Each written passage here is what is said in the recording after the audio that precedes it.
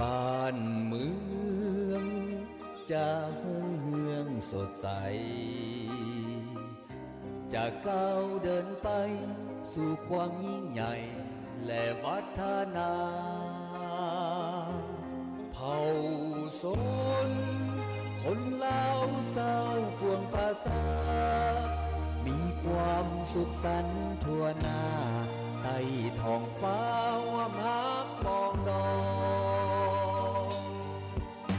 กฎหมายรัฐธรรมนูญหลักธรรมคำจูนอยู่นูนให้ลาวมีใสลาวทุกเผ่าชนหลุดพ้นจากมวลโผยภัยมีประชาธิปไตยในดวงใจของประชาชนแผ่นดินนี้คือมูลมั่งสุดท้ายวีรบุรุษสร้างไว้ให้ลูกลาวหลานลาวทุกคนเสริมสร้างสืบไปด้วยใจแสนทรนงเพื่อลาวทุกเผ่าพง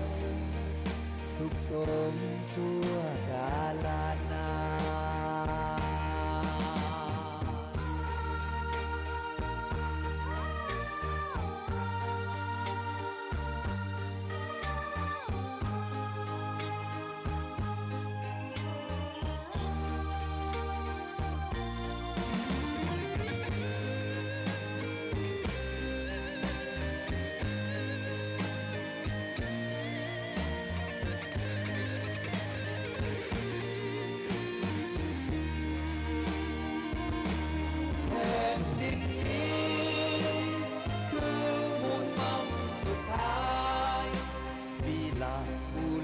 สร้างไว้